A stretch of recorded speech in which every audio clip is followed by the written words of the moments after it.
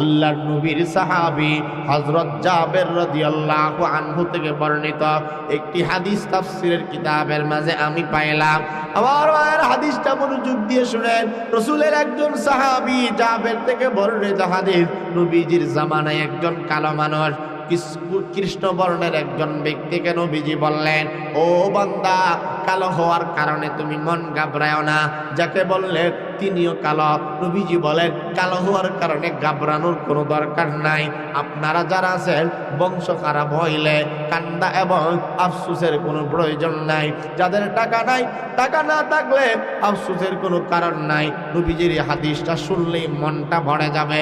রাসূল এক সাহাবী জাবের থেকে বর্ণিত যে হাদিস, কালো একজন মানুষকে নবীজি বলেন, ও কালো ভাই, খেয়াল করে শোনা, পৃথিবীতে 3 কালোর দাম আল্লাহ তাআলার কাছে অনেক বেশি, অথচ তারা সবাই কালো, অথচ তারা 3 জনই গোলাম।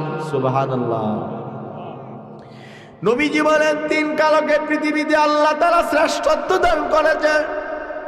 একজন কালোর নাম লুকমান হাকিম। উনাকে এত সম্মান আল্লাহ তাআলা দান করেছেন। কালো এবং খাটো হওয়ার কারণে সম্মান কিন্তু কমে নাই। কোরআনের আয়াতের ভিতরে আল্লাহ তাআলা ওনার কথাগুলোকে স্থান দিয়েছেন। 2 নম্বর কালোর নাম হযরত বিলাল রাদিয়াল্লাহু তাআলা। হযরত বিলালের দাম কেমন বলে বোঝানো সম্ভব না, সবাই জানেন। এমন কোনো মানুষ নাই কিয়ামত পর্যন্ত যারা আসবে বিলালের নাম জানে না, এমন কোনো মানুষ আসবে না। হযরত বিলাল নবীজির সামনে জান্নাতে নবীজির আগে আগে হাঁটবে। নবীজি বলেন, মেরাজে গেলাম, আমি জিবরাইলকে জিগাইলাম, আমার উটের সামনে কে রে জিবরাইল? জিবরাইল বলেন, ইয়া রাসূলুল্লাহ, ইনি হলেন আপনার কালো সাহাবী হযরত বিলাল। জোরে বলেন সুবহানাল্লাহ।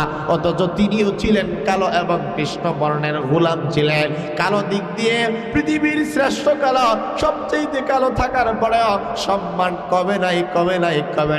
আরেকজন কালো ব্যক্তির নাম হযরত মাহজা রাদিয়াল্লাহু আনহু, হযরত ওমরের আজাদকৃত গোলাম। নবীজি কালো ব্যক্তিকে বললেন, 3 জন কালোরে আল্লাহ অনেক সম্মান দিছে। কিয়ামত পর্যন্ত যত কালো মানুষ আসবে তারাও যেন এই হাদিস শুনে না ঘাবড়ায়, তারাও যেন মনে মনে বলে, কালো হওয়ার কারণে ঘাবড়ানোর কোনো দরকার নাই, কারণ কালো সাদা সবকিছু বানিয়েছেন আল্লাহ। বলেন, সবকিছু বানিয়েছেন কে? আরো জোরে বলেন, কে বানিয়েছেন? পৃথিবীর শ্রেষ্ঠ 3 কালো, এর মধ্যে একজন হলেন হযরত লুকমান। তিনি তার সন্তানকে যতগুলো নসিহত করছেন, কোনটা হাদিসের মধ্যে আছে, কোনটা কোরআনের আয়াতের ভিতরে আছে। তিনি বলেন, ওয়ালা তুসাইর খাদ্দাকা লিন্নাস, সন্তান, অহংকার বসে কারোর সাথে তুমি অহংকার অবজ্ঞা করবে না। ওয়ালা তামশি ফিল আরদি মারহা, এই কথাটাও জটিল কথা। আমার ভাইরা, সমাজের মাঝে বহু মানুষ আছে হাঁটার সময়, চলার সময় অহংকার করে হাঁটে, দাম্ভিকতা দেখায় হাঁটে। ইহার ক্ষেত্রে নারী যেমন আছে, পুরুষের সংখ্যাও কম নয়। অনেক যুবকরা মহিলাদেরকে দেখলে পিজিং করে, অনেক যুবকরা মুরব্বীদেরকে দেখলে সালাম দেয় না, বেয়াদবি করে, আসে না নাই? বলেন। আল্লাহ তাআলা বলেন, লোকমান হাকিম তার সন্তানকে বলে, ওয়ালা তামশি ফিল আরদি মারহা, ও সন্তান, জমিনের মধ্যে ধম্ব বড়ে চলবে না, জমিনের মধ্যে অহংকার করে চলবে না। কাপড় চোপড় দামি হওয়ার কারণে অহংকার করবে না, চেহারা সুন্দর হওয়ার কারণে অহংকার করবে না। তুমি শিক্ষিত। হযরত জাফরকে রাসূল একদিন বলেন, হ জাফর, তোমার 4টা কর্ম, 4টা এমন নেক আমল যা আল্লাহ তাআলা অনেক বেশি পছন্দ করেন। মাওলায়ে পাকের কাছে তোমার 4 কাজ এত বেশি পছন্দ হয়েছে। নবীজিকে সাহাবী বললেন, ইয়া রাসূলুল্লাহ, আমি আমার গুণগুলোর কথা তো কাউকে বলি নাই, আপনি কিভাবে জানতে পারলেন? নবীজি বললেন, তোমার এই গুণগুলোর কথা আল্লাহ আমারে জানিয়ে দিয়েছেন। তোমার মাঝে এমন 4টা গুণ আল্লাহ তাআলা দান করেছেন। আমার ভাইরা, আল্লাহ নবীর এই সাহাবীর কথা নবীজি আল্লাহ তাআলা জানাইছেন, কিন্তু তার নাম হযরত জাফরের নাম কোরআনের আয়াতের ভেতরে নাই, আবু বকরের নাম নাই, ওমরের নাম নাই, খলিফাতুল মুসলিমিন 4 জন কাহারও নাম কোরআনের আয়াতের ভেতরে নাই। জান্নাতের দরজার সার্টিফিকেট প্রাপ্ত সাহাবী কারো নাম কোরআনের আয়াতের ভেতরে নাই। কিন্তু লোকমান হাকিম তিনি কে ছিলেন? যার নামে আল্লাহ তাআলা কোরআন শরীফের মাঝে সূরা পর্যন্ত নাজিল করে দিলেন। সুবহানাল্লাহ বলেন। এই অল্প কথার মাধ্যমে কি বুঝলাম? নবীগণের মধ্যে সবার নাম কোরআনের মধ্যে নাই, সব নবীর নামে সূরাও নাই। মাত্র লাখ লাখ নবীদের মধ্যে 25 জন নবীর নাম আছে। সাহাবীদের মধ্যে শুধু একজনের নাম কোরআনের আয়াতের ভিতরে আছে, অথচ অতগুলো না সাহাবী যাদের প্রতি আল্লাহ রাজি হয়েছেন। কিন্তু লোকমান হাকিম তিনি কে ছিলেন তার সম্পর্কে একটু জানার দরকার আছে না? আল্লাহ জানে, কথা বুঝাইতে পারতেছি কিনা? জানার দরকার আছে না নাই? ভাইরা আমার, লোকমান হাকিম যদি তার চেহারার দিকে বর্ণনা করা হয়, তিনি ছিলেন কৃষ্ণবর্ণের কালো মানুষ। পৃথিবীর ইতিহাসে উনি অত্যন্ত একজন কালো মানুষ ছিলেন, খাটো মানুষ ছিলেন, কৃষ্ণবর্ণের মানুষ ছিলেন, যাকে বলা হয় লোকমান ইবনে সারান। হযরত নূহ আলাইহিস সালামের জামানার মানুষ, যিনি দাউদ নবীর নবুয়তের সময়কাল পেয়েছেন। লোকমান হাকিম অনেক জ্ঞানী গুণী বান্দা ছিলেন। আল্লাহ রাব্বুল আলামিন তাফসীরের কিতাবের মাঝে আছে, লোকমান হাকিমকে আল্লাহ তাআলা ইলহামের মাধ্যমে জানাইছেন, লোকমান তুমি কি রাজত্ব চাও নাকি তুমি কি হিকমত চাও? লোকমান রাজত্ব চায় নাই, হিকমত চেয়েছেন। অন্য রিওয়ায়াতের মাঝে আছে লোকমানকে আল্লাহ তাআলা বলেছেন, লোকমান তুমি কি নবুয়ত চাও, নবী হতে চাও নাকি হিকমত ওয়ালা হতে চাও? লোকমান হাকিম নবুয়ত ব্যতীত হিকমতকে তিনি গ্রহণ করেছেন। সুবহানাল্লাহ। ওনাকে বলা হয়েছে, আপনি কি নবুয়ত চান, নবী হইতে চান, আর নাকি আপনি হিকমত জ্ঞান আল্লাহর কাছে চান? লোকমান হাকিম সুজা বলে দিছেন, আমি আল্লাহর কাছে হিকমত চাই। এই কথাটাই কোরআনের আয়াতের ভিতরে আল্লাহ তাআলা বলেছেন, ওয়ালাকাদ আতাইনা লুকমানাল হিকমাতা আনিশকুর লিল্লাহ ওয়া মান ইয়াশকুর ফাইন্নামা ইয়াশকুরু লিনাফসিহি ومن كفر فإن الله غني حميد।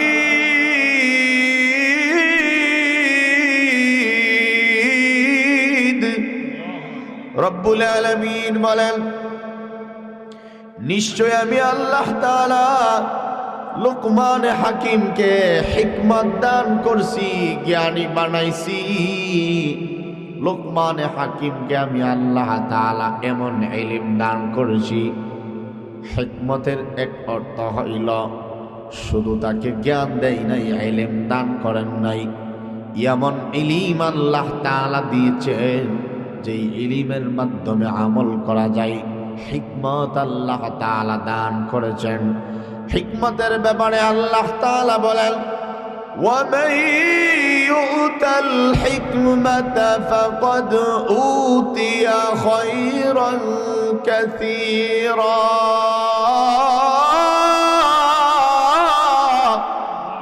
আমার ভাইরা, আমরা মনে করি দুনিয়ার ধন দৌলত পাইলাম, দুনিয়ার চেয়ার পাইলাম, দুনিয়ার যশ খ্যাতি সম্মান পাইলাম, মনে করি অনেক কিছু পাইলাম। না না না, দুনিয়া পাইলাম মানে কিছুই পায় নাই। ওয়ামাল হায়াতুদ দুনিয়া ইল্লা মাতাউল গুরুর কুল মাতাউদ দুনিয়া কলিল। আল্লাহ তাআলা বলেন, ও নবী আমার, যাদেরকে দুনিয়া দিলাম, যাদেরকে বড় বড় বিল্ডিং এর মালিক বানালাম, যাদেরকে দুনিয়ায় সম্মান দিলাম, অট্টালিকা দিলাম, বড় বড় নেতা বানাইলাম, তাদেরকে আসলে অল্প দিলাম, অল্প দিলাম। 5 তলা বিল্ডিং দিয়েছি, তুমি মনে করো অনেক কিছু দিলাম। না না না, তোমারে অল্প দিলাম, কারণ দুনিয়ার মূল্য আমার কাছে মাছির দানার পরিমাণও নাই রে বান্দা। দুনিয়া পাইছ মনে কইরো না অনেক কিছু পাইছ, না না না। ওয়ামান ইউতাল হিকমাতা ফাকাদ উতিয়া খায়রান কাসীরা। আল্লাহ রাব্বুল আলামিন কোরআনের মাঝে বলেন, যাকে আমি আল্লাহ তাআলা হিকমত দিলাম, ইলম দিলাম, কোরআন যার সিনার মাঝে আমি আল্লাহ তাআলা দিলাম, ফাকাদ উতিয়া খায়রান কাসীরা, তাকে অনেক বেশি অভূতপূর্ণ কল্যাণ দিলাম, অজস্র পরিমাণ নেক দিলাম, কল্যাণ দিলাম, খায়ের দিলাম, তারে আমি অনেক পছন্দ করে আমি দান করলাম। কারণ মাইয়ুরিদিল্লাহু বিহি খায়রান ইউফাক্কিহু ফিদ্দীন, যাকে আল্লাহ তাআলা পছন্দ করেন, যার কল্যাণ চান, তাকে আল্লাহ তাআলা ইলমে দ্বীন কোরআনওয়ালা বানায়া দেয়। সুবহানাল্লাহ। লোকমানের ব্যাপারে আল্লাহ পাক বলেন, লোকমানকে আমি হিকমত দান করলাম। লোকমান দেখতে কৃষ্ণ বর্ণের মানুষ ছিলেন। আমার ভাইরা, আল্লাহ তাআলার এই গোলাম কৃষ্ণ বর্ণ ছিলেন, গোলাম ছিল, পেশায় তিনি কাঠ মিস্ত্রি ছিল, রাখাল ছিল। দুনিয়ার দৃষ্টিকোণ থেকে একটা ভালো গুণ ওনার মাঝে ছিল না, কিন্তু আল্লাহ তাআলা ওনার জবানের কিছু কথাকে কোরআনে কারিমের মাঝে কোট করে বিশ্ব নবীর মাঝে কোরআনের আয়াত বানায়া নাজিল করছেন। সুবহানাল্লাহ বলেন। ওনার জবানের এমন কিছু আশ্চর্যজনক দামি নসিহত উনি ওনার সন্তানকে করেছে। এই নসিহত গুলো আল্লাহর কাছে এত বেশি পছন্দ, ভালো লেগেছে, যাকে আল্লাহ তাআলা কালামের ভেতরে আল্লাহ তাআলা স্থান দিয়েছেন। অথচ আল্লাহ তাআলা কারো কাছ থেকে কর্জা করে কথা নেওয়ার কোনো প্রয়োজন নাই। আল্লাহ তাআলা ওনার জবানের প্রায় 12টা নসিহত কোরআনে পাওয়া যায়। কোরআনের সূরা লোকমানের 12 নম্বর আয়াত থেকে নিয়ে 19 নম্বর আয়াত পর্যন্ত প্রায় 10টা থেকে 11টা নসিহত উনি ওনার সন্তানকে করেছেন। পৃথিবীর কোনো মানুষ, তাফসীরের কিতাবের মাঝে আছে, খেয়াল করে বুঝবেন, পৃথিবীর কোনো বাবা যদি এই নসিহতগুলো তার সন্তানকে করে, তার সন্তানের এই নসিহত করার কারণে ওই পিতাও দামি হয়ে যাবে। কারণ লোকমান কোনো নবী ছিল না, লোকমান কোনো সাহাবী ছিল না। লোকমান দুনিয়ার মাঝে, দুনিয়ার দৃষ্টিকোণ থেকে একজন নিম্ন শ্রেণীর মানুষ ছিল, কালো ছিল, গোলাম ছিল, খাটো ছিল। কিন্তু আল্লাহ তাআলা তার জবানের কথা পছন্দ কইরা কোরআনের আয়াতের ভিতরে কথাগুলোকে জায়গা দিছে। পৃথিবীর কোনো বাবা যদি তার সন্তানকে নসিহত করে, সেই ব্যক্তি হয়ে যাবে শ্রেষ্ঠ পিতা। কোনো সন্তান যদি এই নসিহতগুলো মানে, ওই সন্তান হয়ে যাবে পৃথিবীর শ্রেষ্ঠতম পিতা, শ্রেষ্ঠতম সন্তান। এই নসিহতগুলো আল্লাহ তাআলা 1 নম্বরে আল্লাহ পাক বলেন, وَإِذْ قَالَ لُقْمَانُ لِابْنِهِ وَهُوَ يَعِظُهُ يَا بُنَيَّ لَا تُشْرِكْ بِاللَّهِ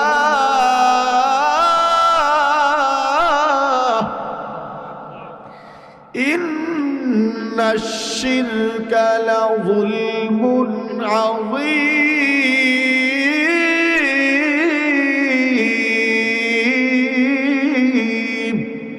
কোরআনে কারীমের এই একটি আয়াতের মাঝে আল্লাহ তাআলা বলেন, হে রাসূল স্মরণ করেন সেই সময়ের কথা যখন লোকমান তার সন্তানকে বলেছিলেন, ওয়াহুয়া ইয়াইজুহু, সন্তানকে নসিহত করেছেন। আমার ভাইরা, সন্তানকে তো আমরা ভালো শিক্ষা দিতে চাই না, সন্তানকে কোরআন শিক্ষা দিতে চায় না, সন্তানকে অনেক কিছুর নাম শিখায়, আল্লাহর সাথে তাকে পরিচিত করায় না, সন্তানকে কোরআনের তালিম দিতে আমরা চাই না। জাগতিক শিক্ষার পেছনে, দুনিয়ার পেছনে এত বেশি মাতোয়ারা আর পাগল পাড়া হয়ে গিয়েছি। সন্তানটা কোন পথে চলল, সন্তান কার সঙ্গে চলল, সন্তান কার সঙ্গে ওটা বসা করলো, ওই দিকে আমাদের প্রক্ষেপ নাই। অথচ আগেকার মুমিন মুসলমানগণ সন্তানের সর্বোচ্চ খেয়াল রাখতেন। লোকমান হাকিম নবীদের যুগের একজন মানুষ, কালো মানুষ ছিলেন, কিন্তু উনার কথা এত দামি ছিল, এত দামি। সন্তানকে তিনি বলেছেন, ও সন্তান, ইয়া বুনাইয়া লা তুশরিক বিল্লাহ, সন্তান, আল্লাহ তাআলার সঙ্গে কাউকে শরীক করবা না। জীবন চলে যাবে, তোমার যৌবন চলে যাবে, তুমি সর্বহারা হতে পারো। যেটাই থাকো সেটাই থাকো, সাবধান সাবধান, জীবনেও আল্লাহ তাআলার সাথে কাউকে অংশীদার করবা না। কারণ আল্লাহ তাআলার সাথে কারো কোনো শরীক নাই। তিনি হলেন আল্লাহু লা ইলাহা ইল্লাহু। তিনি হলেন এমন আল্লাহ যিনি ছাড়া কোনো প্রকার কোনো মাবুদ নাই, কোনো ইলাহ নাই। ওয়াবুদুল্লাহ ওয়ালা তুশরিকু বিহি শাইআ। আল্লাহ তাআলা বলেন, আমার গোলামি করো, সাবধান সাবধান, আমার সঙ্গে কাউকে শরীক করবা না। ও গোলাম, সাবধান, শিরকের পথে যাইও না। কারণ আল্লাহ তাআলা বলেন, ওয়ালাকাদ উহিয়া ইলাইকা ওয়া ইলাল্লাযীনা মিন ক্বাবলিক লাইন আশরাকতা লা ইয়াহবাতান্না আমালুকা। আল্লাহ তাআলা বলেন, শিরিক যদি করো তোমার আমলনামা বরবাদ হয়ে যাবে। আমল করবা, ডুলার তলা থাকবে না, সারা রাত মাছ ধরবা, ডুলার তলা থাকবে না, সারা জীবন আমল করবা। যদি আল্লাহ তাআলার সঙ্গে কাউকে তুমি শরীক করো, অংশীদার স্থাপন করো, জেনে নাও বান্দা, তোমার কোনো আমল কাজে লাগবে না, আমলগুলো বরবাদ হয়ে যাবে। আল্লাহ তাআলা বলেন, ওয়ামাই ইউশরিক বিল্লাহ ফাকাদ হারামাল্লাহু আলাইহিল জান্নাহ ওয়া মাওয়াহুন নার ওয়া মা লিয-যালিমিনা মিন আনসার। আল্লাহ তাআলা বলেন, ওয়ামাই ইউশরিক বিল্লাহ ফাকাদ হারামাল্লাহু আলাইহিল জান্নাহ। যারা শিরিক করবে, আল্লাহ তাআলার সঙ্গে যারা শরীক করবে, আল্লাহর নামের সাথে, আল্লাহর জাতের সাথে, আল্লাহ তাআলা যে কোনো জিনিসের সঙ্গে যারা অন্য গায়রুল্লাহকে মাবুদ মানবে, অন্যকে যারা অংশীদার স্থাপন করবে, আল্লাহ তাআলা বলেন, ফাকাদ হারামাল্লাহু আলাইহিল জান্নাহ, তাদের জন্য আমার তৈরি নিয়ামত জান্নাত হারাম, তাদের ঠিকানা হইল, আল্লাহ তাআলা বলেন, ওয়া মাওয়াহুন নার,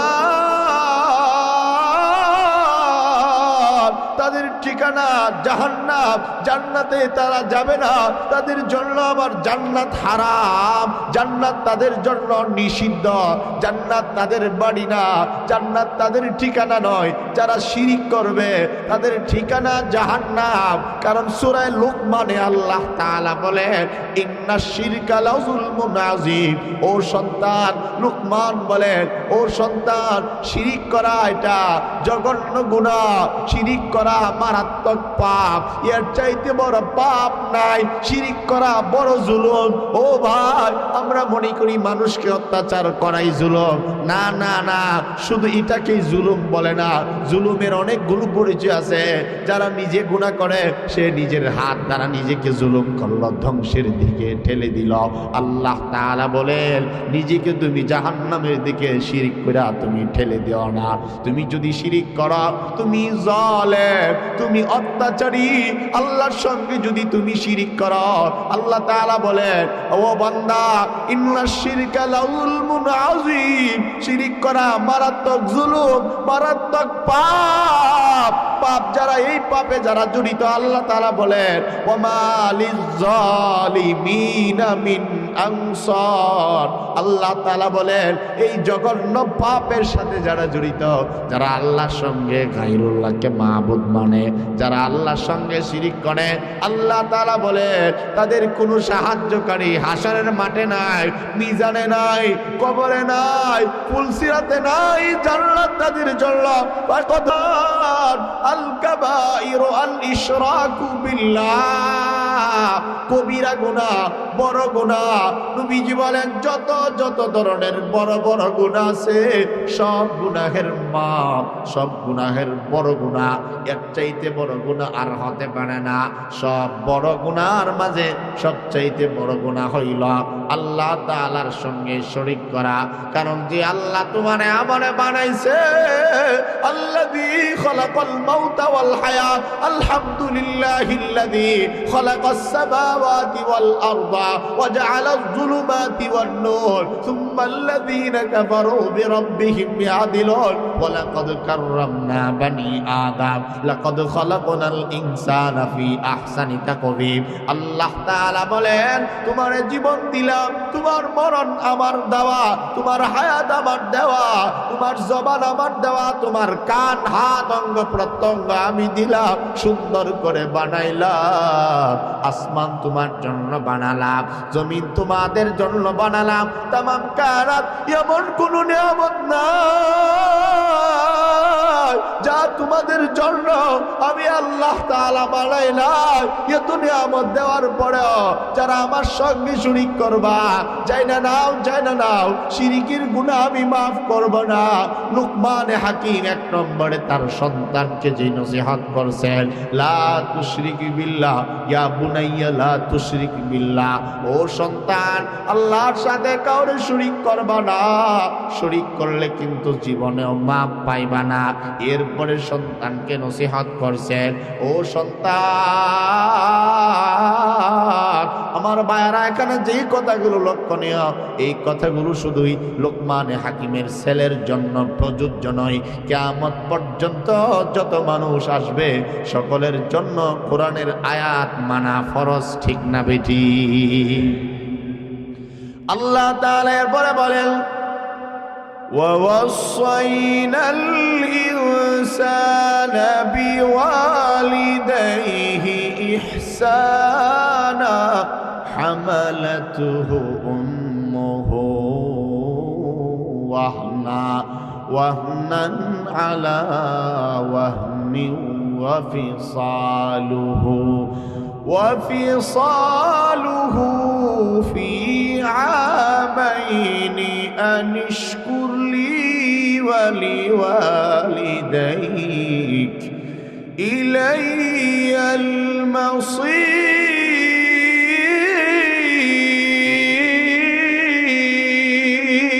المصير। লোকমান হাকিম তার সন্তানকে এরপরে নসিহত করছেন। লোকমান হাকিম বলেন, আমি মানুষকে এই কথার উপরে নসিহত এবং উপদেশ ওসিয়ত করতে চাই, মানুষগুলো যেন তাদের মা বাবাকে সম্মান করে, মা বাবার সঙ্গে যেন সদাচরণ করে। কারণ আল্লাহ এবং রাসূলের পরে পৃথিবীতে সবচাইতে বড় পীর হলো মা এবং বাবা। এর চাইতে সম্মানিত বস্তু পৃথিবীতে আর নাই। লোকমান হাকিম বলে, ছেলেরে যেখানেই থাকো না কেন মা বাবার সঙ্গে অসদাচরণ করবা না। কারণ আপনাদেরকে যদি কোরআনে কারিমের সূরা বনী ইসরাইলের মাঝে নিয়ে যায়, সেখানেও কিন্তু আল্লাহ তাআলা বলেছেন, ওয়াকাযা রাব্বুকা আল্লা তা'বুদু ইল্লা ইয়্যাহু ওয়া বিল ওয়ালিদাইনি ইহসানা ইম্মা ইয়াবলুগান্না ইনদাকাল কিবারা আহাদুহুমা আও কিলাহুমা ফালা তাকুল লাহুমা উফফি ওয়ালা তানহারহুমা ওয়া কুল লাহুমা কাওলান কারীমা واخفض لهما جناح الذل من الرحمة وقل رب ارحمهما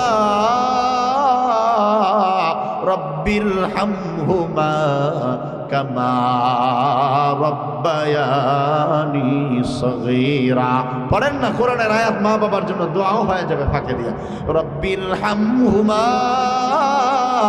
জবান যদি খুলতেন এত আস্তে আস্তে আওয়াজ হইতো না। জবানের মালিক কে বলেন? আরো জোরে, রব্বির হামহুমা। ও ভাই, শুধু মুনাজাতেই দোয়া পড়লে না হবে না, শুধুই মুনাজাতে পড়লেন। যে কোনো জায়গায় এই দোয়া কিন্তু পড়া যায়, মনে করেন না শুধু মুনাজাতেই পড়া যায়। এই আয়াত গাছে উঠতেও পড়া যায়, হাঁটলেও পড়া যায়, দাঁড়াইলেও পড়া যায়। কারণ আল্লাহর কাছে দোয়া করার জন্য দোয়া এমন একটা ইবাদত, যেই দোয়া আল্লাহর কাছে চাইতে গেলে নাপাক থাকলেও চাওয়া যায়। কথা ঠিক না বেঠিক? নামাজের নিষিদ্ধ সময় আছে, কথা বুঝছেন? নামাজের নিষিদ্ধ 1-2টা টাইম আসেনি দিনে রাতে, কথা বলে না? আসেনি বলে? সব সময় নামাজ পড়লেও হবে না, এবং সর্বহালতে নামাজ পড়লে হবে না। হজ সব সময় ফরজ না, জীবনে একবার ফরজ। রোজা কি প্রতিদিন ফরজ? 1 মাস। যাকাত সবার জন্য ফরজ এবং সব সময়ও ফরজ না। কিন্তু দোয়া এটা পড়ার জন্য, বলার জন্য কোনো টাইম লাগে না, কথা বলেন? আজান হইতেছে, দোয়া পড়া যায়। একামত আজানের মাঝখানে দোয়া কবুল তো হয়, এটা তো হাদিসই আছে। এই জন্য দোয়া যেটা পড়ছি এখন, রব্বির হামহুমা কামা রব্বায়ানি সগীরা, এই দোয়া যে কোনো টাইমে আপনি পড়তে পারবেন। বাজারে মাছ কিনতেছেন, মার জন্য মনে হয়েছে এই আয়াতটা পড়তে পারবেন। কত সুন্দর সিস্টেম ইসলাম দিয়েছে। জমিনে কাজ করতেছেন, কোদাল দিয়ে কুবাইতেছেন, এখানেও দোয়া পড়া যায়। মাথার উপরে মাটির বস্তা, মাটির উড়া, মাটির ভারী বুঝা, ওখান সময়ও আপনি এই দোয়াটা পড়া যায়, ঠিক না? ইনশাআল্লাহ বলেন। লোকমান হাকিম বলে, সন্তান পিতা মাতার সঙ্গে ভালো আচরণ করো। কুরআনও বলে, ওয়া কাদা রাব্বুকা আল্লা তা'বুদু ইল্লা ইয়াহু, আল্লাহ পাকের পক্ষ থেকে ফয়সালা হয়ে গেছে এই বিষয়ের উপরে, আল্লাহ তাআলা ছাড়া কারো ইবাদত করা যাবে না। আল্লাহর পাওনার পরে যেই কথাটা আল্লাহ তাআলা বলেছেন, আল্লাহ তাআলা বলেন, ওয়া বিল ওয়ালিদাইনি ইহসানা,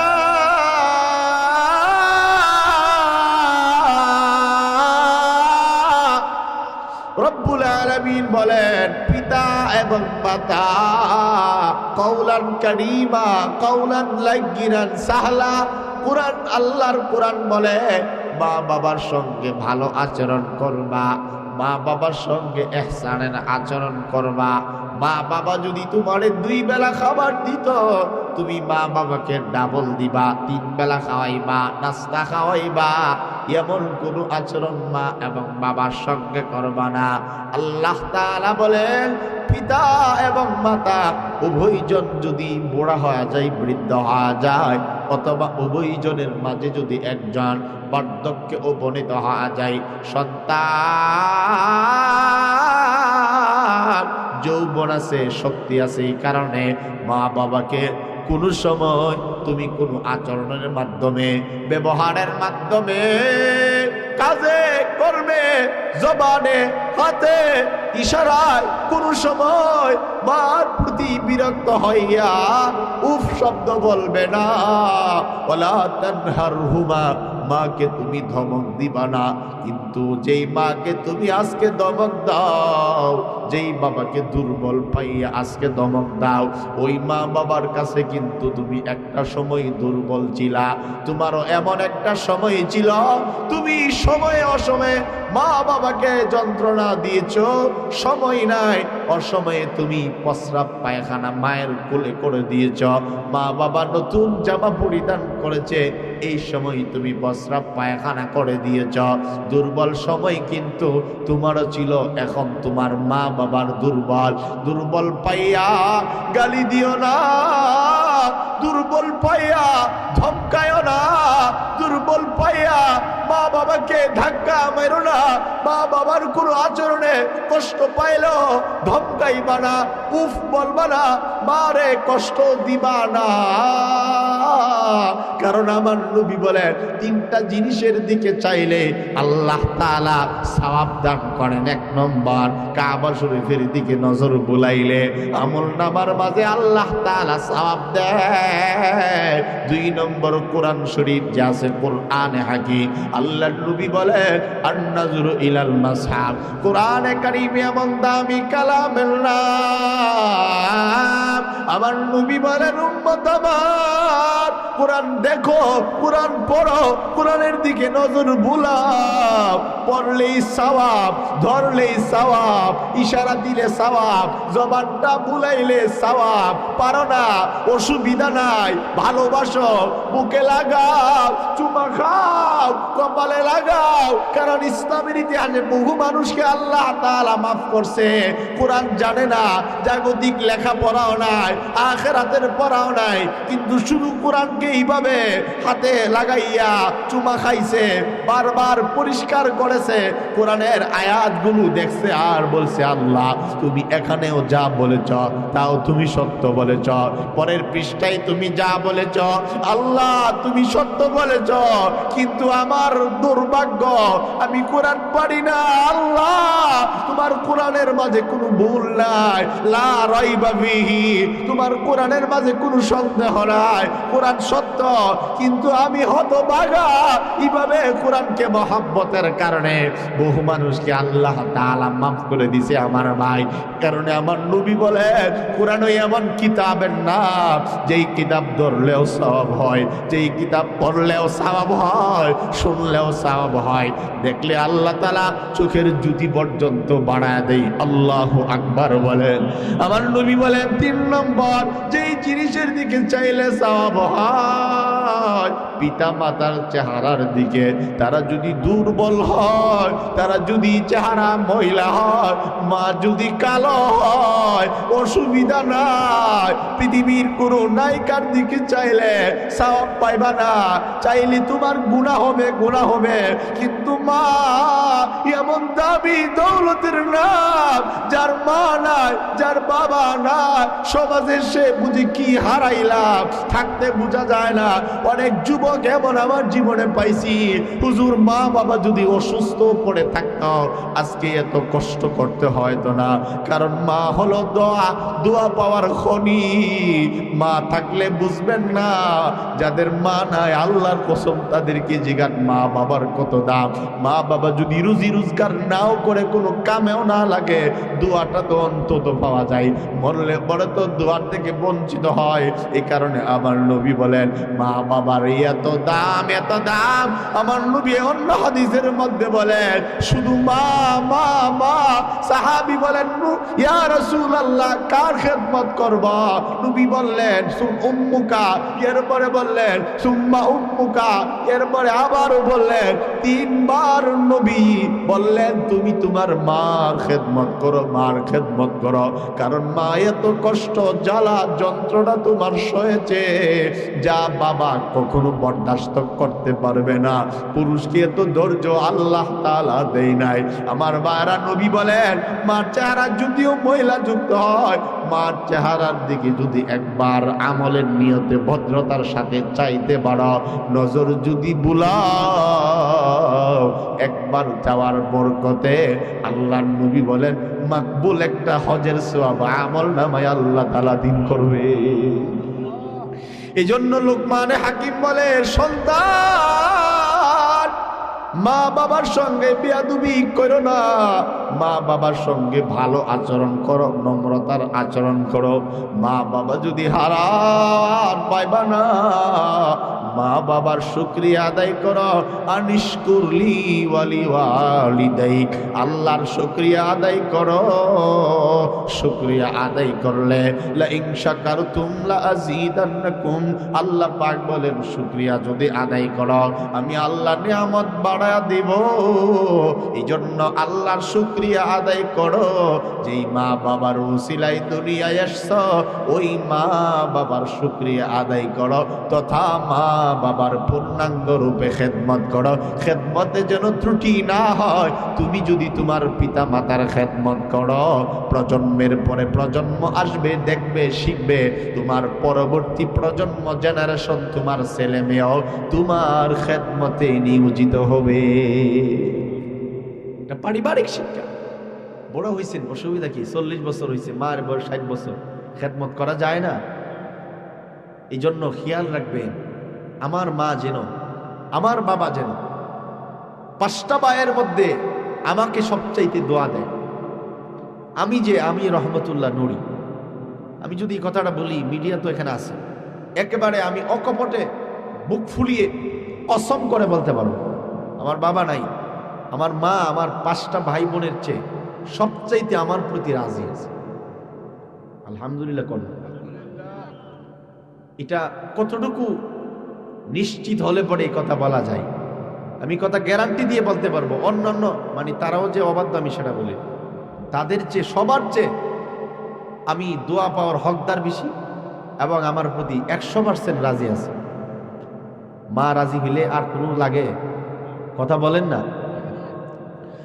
قال رسول الله صلى الله عليه وسلم رضا الرب في رضا الوالد وسخط الرب في سخط الوالد। আল্লাহর নবী বলেন, কেন এই হাদিসটা বললাম অথবা আগের কথাটা কেনই বা বললাম? এমনি বলি না, নবীজি নিজে বলছেন, আমার জবানের কথা না। নবীজি বলেন রিদার রাব্বি ফি রিদাল ওয়ালিদ, যার প্রতি মা বাবা রাজি তার প্রতি স্বয়ং আল্লাহ রাজি। মা বাবা যার প্রতি বেজার, হজ কইরো তার লাভ নাই, যাকাত দিও লাভ নাই, মারে কষ্ট দিয়া শ্বশুর শাশুড়িরে যতই আম্মু বলো যতই আব্বু বলো লাভ হবে না, ডুলার তলা খালি হয়ে যাবে। কারণ শ্বশুর শাশুড়িকে সম্মান মা বাবার চেয়ে বেশি করার কথা কোরআনে বলে নাই। আল্লাহর নবী বলেন মা বাবা সন্তুষ্ট, মা বাবা রাজি তো আল্লাহ রাজি, আল্লাহর আরশ রাজি, রাসূল রাজি। মা বাবা অসন্তুষ্ট, কোনো প্রকার নেক আমল করেও কোনো প্রকার লাভ হবে না। 2 নম্বর লুকমান হাকিম বলছেন, তুমি তোমার পিতামাতার প্রতি সদাচরণ করো। এরপরে আরেকটা কথা বলেছেন, পিতামাতার প্রতি সৎ আচরণ করবা ঠিক আছে, কিন্তু পিতামাতা যদি না বুঝে, অবুঝ হয় দ্বীনের ব্যাপারে, আর যদি তারা আল্লাহর সঙ্গে কাউকে শরীক করার কথা বলে, মুশরিক হয়ে যাওয়ার কথা বলে, ওই কথা মানার দরকার নাই যাদের ব্যাপারে তোমার ইলম নাই। অর্থাৎ পিতামাতার কথা মানব ততক্ষণ, পিতামাতা আল্লাহর পক্ষে থাকবে যতক্ষণ। কথাটা মনে বুঝাইতে পারছেন? মা বাবার কথা মানব ততক্ষণ, মা বাবা আল্লাহর কথা মানবে যতক্ষণ। ঠিক না বেটি? মা বাবার খেদমতের ত্রুটি হবে না, কাফের হয়ে গেছে গা, অসুবিধা নাই, এটা তার ব্যাপার। কিন্তু খেদমত মোরানি শুরু করবে, মা বাবার কি ফিটা শুরু করতে হবে? না না না, এটা না। মা বাবা কাফের হইল, খেদমতের দিক দিয়ে মুসলমান হইলে যেমন, এই কাফের হইলে এমন। কারণ ইব্রাহিম আলাইহিস সালাম, ওয়াইদ ক্বালা ইব্রাহিমু আযার আতাত্তাখিযু আসনামান আলিহা ইন্নী আরাকা ওয়া কওমাকা ফি দালালিম মুবিন। অনেক আয়াত কোরআনে কারীমের সূরা আম্বিয়া, সূরা ইব্রাহিমে, কোরআনে কারীমের সূরা শুআরার মাঝেও আছে। অনেকগুলো সূরার মধ্যে বাপ ছেলের অনেক বহস আছে। তো ইব্রাহিম নবীর বাবার নাম আজার, বলেন কি নাম? তাফসীরের কিতাবে একটা নাম আছে তারেক, আয়াতের মাঝে আছে আজার, আজারা, আজারা, হামজার মধ্যে লম্বা একটা খারা জবর, একালিফ। আজার ওনার আব্বার নাম, যা দেয়া যা র হামজা, আজার। তো উনি কিন্তু বাবারে কোনো সময় কোনো আচরণ দিয়েও বেয়াদবি করছেন। আল্লাহু আকবার বলেন না?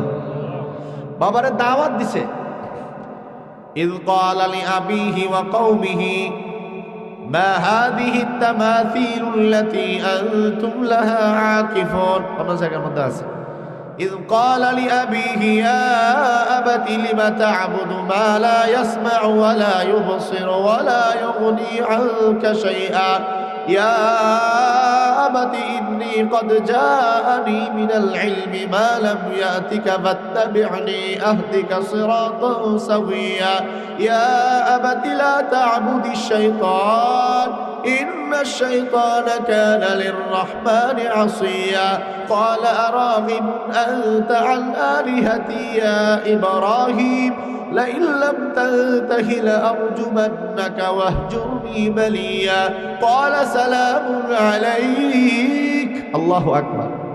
ইব্রাহিম নবী দাওয়াত দিছে, ওনার আব্বা দাওয়াত পায়া এমন রাগ হইছে, ওনার আব্বা বলেন তোমার আমি পাথর দিয়া চাপ দিয়ে মেরেলাম, লা আরজুমান্নাকা ওয়াহজুরনি মালিয়া। আব্বা এমন গুসা হইছে, কিন্তু ওনার আব্বারে বলছেন সালাম ক্বালা সালামুন আলাইক, আপনার প্রতি শান্তি বর্ষিত। বাবা বলছে তোরে ফাত্তর দিয়ে মারো, একবারে গলা চিপা মেরলাম। আর বাবারে উনি কি জবাব দিছে? আপনার প্রতি সালাম বর্ষণ হোক, আপনার প্রতি আমি মাগফিরাত কামনা করি। সব জায়গার মধ্যে উনি বলছেন। শুধু তাই নয়, ইব্রাহিম আলাইহিস সালাম এবং ওনার আব্বা আযার, বাবা ছেলের যত জায়গায় কোরআনের আয়াত পাওয়া যায়, আমার স্বাস্থ্যটা এতটা ভালো না, না হয় সবগুলো আয়াত বলে আপনাদেরকে শোনাতাম। আল্লাহর পয়গম্বর এবং বাবার যতগুলো কথা পাওয়া যায়, কোনো জায়গায় কোনো আচরণে বাবার সঙ্গে তিনি বেয়াদবি করে নাই। কষ্ট হবে বাবা, কষ্ট পাবে, এমন কোনো কথা তিনি বলেন নাই। অথচ বাবা ছিলেন মূর্তি পূজক, অগ্নি পূজক। ইব্রাহিম আলাইহিস সালাম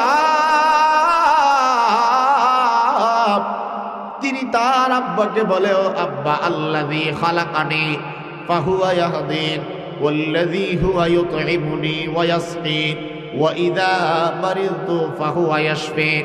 ইব্রাহিম নবী বলেন, আব্বা, আমি এমন আল্লাহর ইবাদত করি যিনি আমাকে বানিয়েছেন এবং হেদায়েত দান করেছেন। কথাগুলো বুঝেন তো নাকি? ইব্রাহিম নবী বলেন, আব্বা, আমি এমন আল্লাহর গোলামি করি যে আল্লাহ তাআলা আমাকে বানিয়েছেন, যিনি আপনাকেও বানিয়েছেন, আমাকে যিনি হিদায়াত দান করেছেন, ওই আল্লাহর বন্দেগী করি আমি আব্বা। ও আব্বা, ওই আল্লাহর বন্দেগী করি যিনি আমাকে খাবার খাওয়ায় এবং আমারে পরিতৃপ্ত বানায়। ওই আল্লাহর ইবাদত আমি করি যিনি আমাকে সময়ে অসুস্থ বানায়, আবার যিনি আমাকে সুস্থতা দান করেন। সুস্থতা অসুস্থতার মালিক। ওয়া ইযা মারিদতু ফাহুয়া ইয়াশফিন। সুস্থতা যেমন আল্লাহর দান, অসুস্থতাও আল্লাহ তাআলার দান।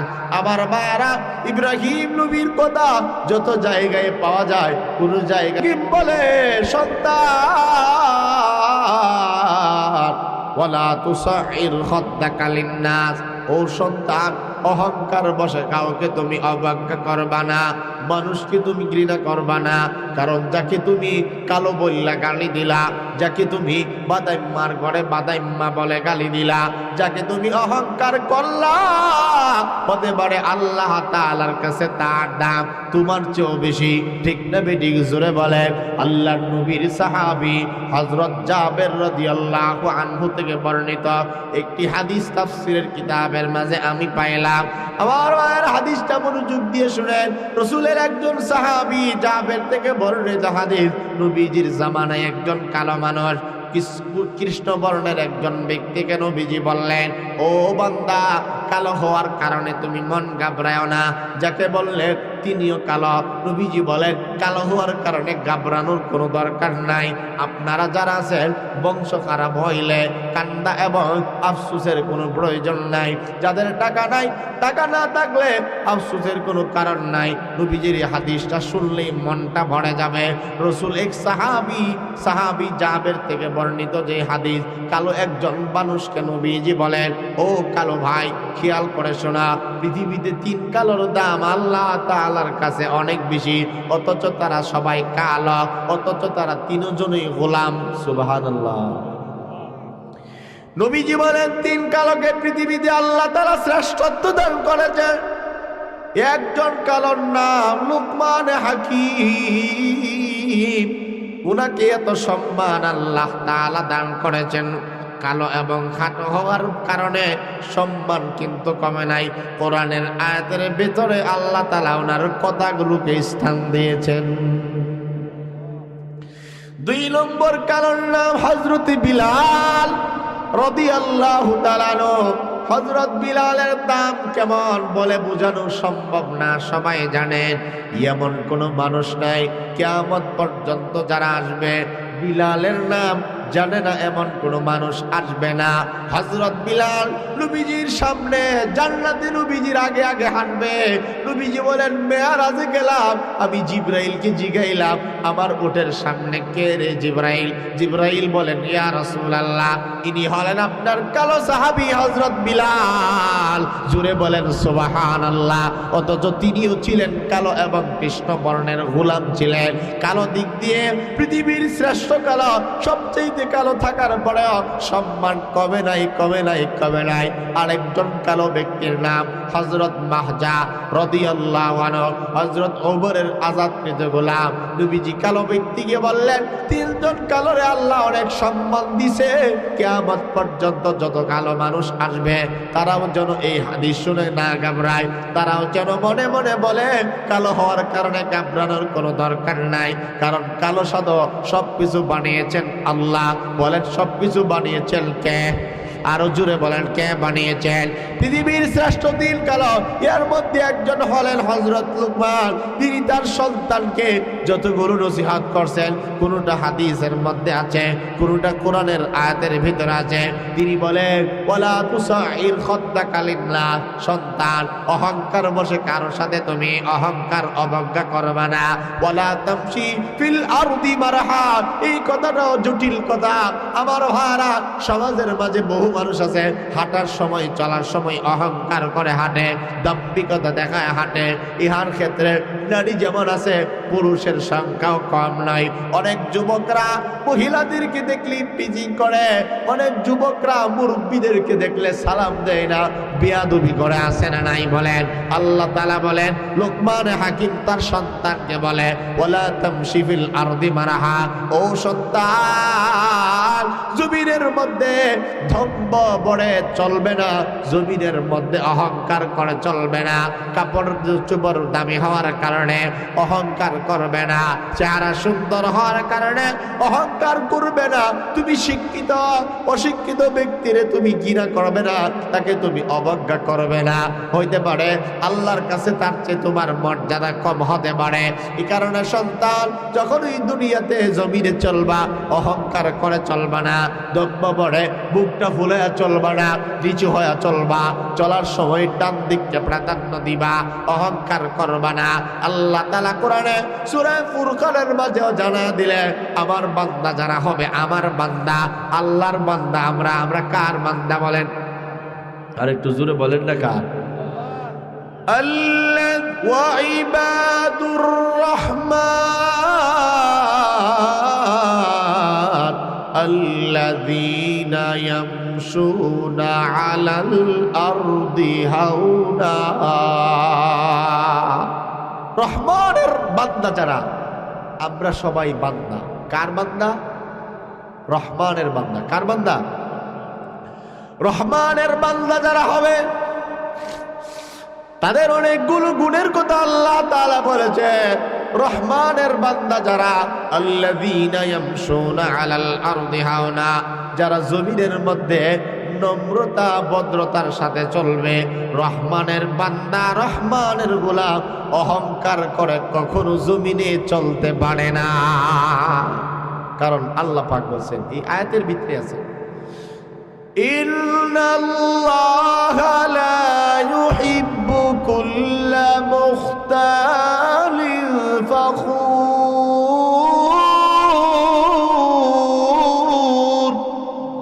আল্লাহ তাআলা বলেন, নিশ্চয়ই কোন অহংকার দর্পিত ভাবে যারা চলে, ধম্ম বড়ে যারা চলে, আমি তাদেরকে পছন্দ করি না। এবং ব্যক্তি জীবনেও যারা অহংকার করে তাদেরকেও পছন্দ করেন না। কে? জোরে বলেন কে? কারণ অহংকার এটা আল্লাহ পাকের চাদর। পৃথিবীতে যদি অহংকার করে সাজে একমাত্র আল্লাহর। আল্লাহ অহংকার করলে সাজে, কিন্তু আল্লাহ বলেন, এই নাফরমানের বাচ্চা, আমার অহংকারের চাদর নিয়ে লাফালাফি করিস না, ধ্বংস কিন্তু হয়ে যাবে। তোর চেয়ে হাজার গুণে দামি নামি মানুষ একবারে জিরো হয়ে গেছে, মাটিতে ধসে গেছে। ঠিক না? ঠিক। আর দোয়ারা বাজারে সাধারণ একজন একটু টাকার মালিক হয়ে আরেকজনে তুমি অমানুষ মনে করো, নিজে নামাজ পড়ে আরেকজনের জাহান্নামী মনে করো, এমন মানুষ আছে না? একটু নামাজ পড়তে পারলে যারা নামাজ পড়ে না তাদেরকে জাহান্নামী মনে করো। কথা বলেন না? হাসানা মিশা মিশা।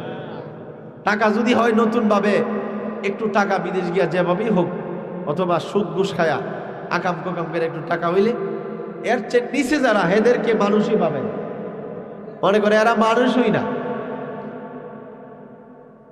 আসে না? না এমন বেয়াদব। অথচ এইগুলো তো হওয়া উচিত ছিল না। যার টাকা বেশি সে তো নম্র হয়। আল্লাহ বুঝার তৌফিক দান করুন। বাইরে আমার আরেকটা আয়াত বলে আলোচনা শেষ।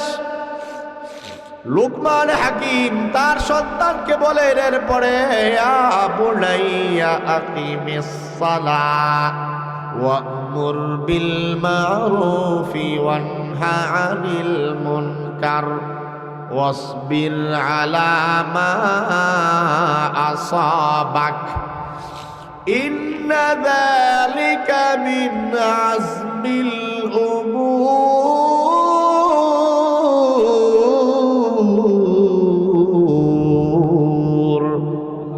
এখানে তিনটা নসিহত, একটি আয়াতে নসিহত তিনটা। লুকমান বলে, ও আমার সন্তান, ইয়া বুনাইয়া আকিমিস সালাহ, ও সন্তান নামাজ কায়েম করো, নামাজ ছাড়বা না, নামাজ ছাড়বা না। কারণ সব কিছু যদিও অকালে চলে যায়, দুনিয়াতে যদি নামাজ পড়ো, নামাজ কায়েম করো, ওই নামাজ কখনো বৃথা যাবে না। কারণ আসসালাতু মিফতাহুল জান্নাহ, আমার নবী বলেন নামাজ হইল জান্নাতের চাবি। হাসরের ময়দানে যাকাত বলো, হজ বলো, সওম বলো, সব কিছুর উপরে সর্বপ্রথম নবী বলেন আউয়ালু মা ইউহাসাবু বিহিল আবদু ইয়াউমাল কিয়ামাতিস সালাহ। আর নবী বলেন হাসরের মাঠে সর্বপ্রথম আল্লাহ রাব্বুল আলামিন নামাজের হিসাব নেবে। জান্নাতে যদি চাও যাইতে, পৃথিবীতে এমন কোনো মানুষ নাই, মাজারে যদি সেজদাও দেয়, লেখটাও যদি থাকে, দেখবেন তারেও যদি বলে তুই এই সূরত কেন দর্শত, এ বলবে জান্নাতে যাওয়ার জন্য। ঠিক না? ঠিক বলে। গান গাই নাচ্চা নাচ্চা, হেও বলে মারেফত চাও। কেমন অসভ্যের বাচ্চা, নাফরমানি নর্তকী নিয়ে নাচে, হেও বলে আমি আল্লাহরে ভালোবাসি। আচ্ছা, এটা কি হয় নাকি বলে? আল্লাহর নবী বলেন উম্মত আমার, যদি জান্নাতে যাইতে যাও নামাজ আদায় করা, নামাজ কায়েম করা। কারণ নবী বলেন আসসালাতু মিফতাহুল জান্নাহ, নামাজ জান্নাতের চাবি। কিয়ামতের মাঠে সর্বপ্রথম নামাজের হিসাব হবে। ও সন্তান, লুকমান বলেন সন্তান রে, নামাজ কখনো ছাড়বা না। এরপরে যেই নসিহত করছেন ওয়া'মুর বিল মা'রুফ ওয়ানহা আনিল মুনকার, সৎ কাজের আদেশ দাও, অসৎ কাজ থেকে নিষেধ করো। এরপরে বলেন ওয়াসবির আলা মা আসাবাক, সন্তান তোমার উপরে যত ধরনের মুসিবত আসুক না কেন, তোমার উপরে যত ধরনের বিপদ আসুক না কেন, সাবধান সাবধান, অধৈর্য হইবা না, ঘাবড়াইবা না, সবর হারাইবা না, সবর করবা, সবর করবা, ধৈর্য ধারণ করবা। কখনো তোমার মালের উপরে মুসিবত আসবে, কখনো তোমার চাকরির উপরে মুসিবত আসবে, কখনো তোমার জমিন জামার উপরে মুসিবত আসবে, কখনো তোমার স্বয়ং জানের উপরে মুসিবত আসবে। সন্তান, কোনো সময় তুমি ঘাবড়াইবা না, অধৈর্য হইবা না, সবর হারা হইবা না। সবর যদি করতে পারো কি লাভ হবে? আমরাও যদি সবর করি কি লাভ হবে? আল্লাহ তাআলা বলেন ইন্নাল্লাহা মা'আস সাবিরিন।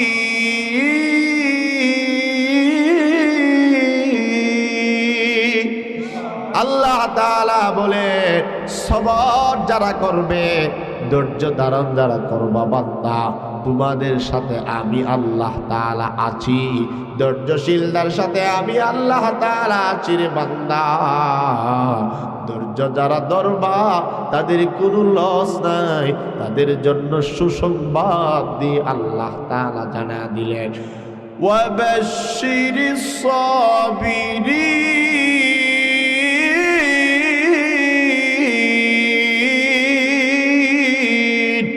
রব্বুল আলামিন বলেন ধৈর্যশীল যারা হইবা তাদের জন্য সুসংবাদ আমি আল্লাহ তাআলা রাইখা দিলাম।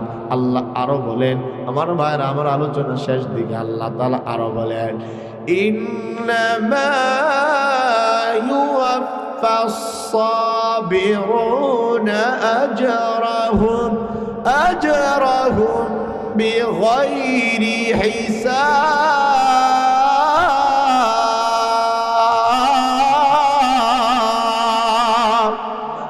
আল্লাহ তাআলা বলেন নিশ্চয়ই যারা ধৈর্যশীল কিশীল মুখটা খুলেন না কিশীল ইন্নামা ইউওয়াফাস সাবিরুনা আজরাহুম বিগাইরি হিসাব